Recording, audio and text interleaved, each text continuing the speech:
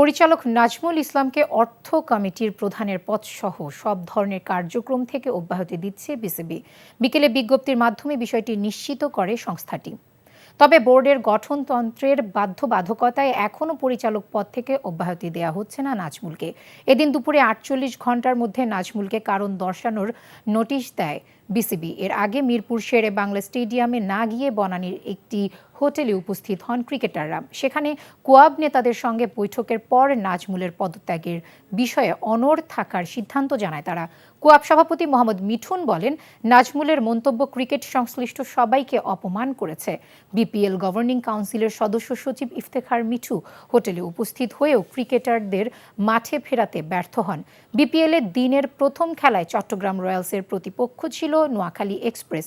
সন্ধ্যায় সিলেট টাইটান্স রাজশাহী ওয়ারিয়র্সের খেলা নিয়ে এখনও ধোঁয়াশা কাটেনি।